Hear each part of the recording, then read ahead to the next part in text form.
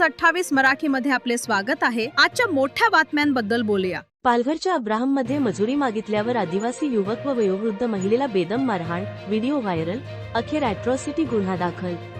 पालघर तालुक्यातील अब्राहम गावात मजुरीचे पैसे मागितल्याचा सूड म्हणून एका युवकासह आदिवासी वयोवृद्ध महिलेला निर्घृण मारहाण केल्याची धक्कादायक घटना उघड झाली आहे। लाथाबुक्क्या आणि लोखंडी पाईपने झालेली ही मारहाण कॅमेऱ्यात कैद झाली असून व्हिडिओ सोशल मीडियावर व्हायरल होतोय। मजुरीचे पैसे मागण्यासाठी गेलेल्या युवकास जमीन मालकाने मारहाण केली, तर मध्यस्थी करण्यास आलेल्या वयोवृद्ध महिलेलाही ओढत लोळवत मारहाण केल्याचे दृश्य समोर आले आहे। या गंभीर हल्ल्याबाबत सुरुवातीला वाणगाव पोलिसांनी केवळ एनसी नोंदवली होती। यामुळे आदिवासी संघटना संतप्त झाल्या आणि पोलीस ठाण्यावर धडक देत कठोर कारवाईची मागणी केली। सामाजिक दडपण आणि स्पष्ट व्हिडिओ पुरावे लक्षात घेऊन अखेर पोलिसांनी अत्याचार प्रतिबंधक कायद्याअंतर्गत SC/ST अॅट्रॉसिटीज ऍक्ट आरोपीवर गुन्हा दाखल केला आहे। परिसरात तणाव असून पोलीस तपास सुरू आहे। iNews 28 मराठीसाठी डहाणू मुख्य प्रतिनिधी सतेंद्र मातेराची रिपोर्ट।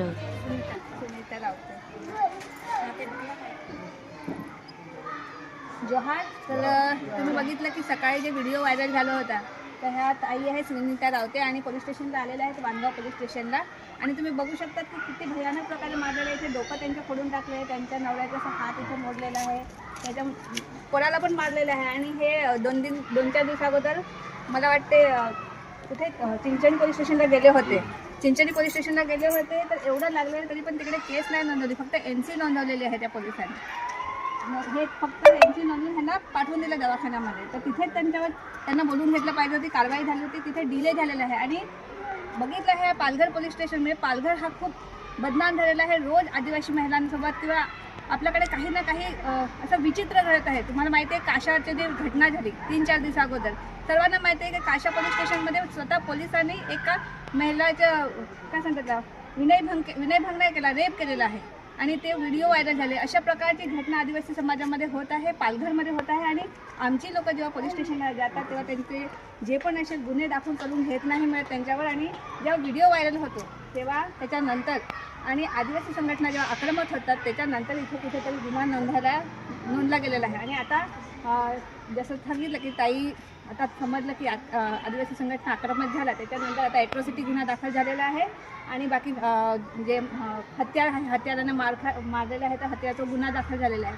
तर अशा प्रकारे आता कुठेतरी केस नोंदवली गेलेली आहे आणि तो जो आरोपी आहे तो आणलेला आहे आणि इकडे आहे। तर त्यासाठी समाजाने एकत्र येणं खूप गरजेचं आहे आणि आदिवासी एकता परिषद नेहमी त्यासाठी समाजाच्या सोबत राहते। आणि कुठेही अशी घटना घडली तर आम्ही ते सहन करणार नाही मग, बरोबर ना ताई?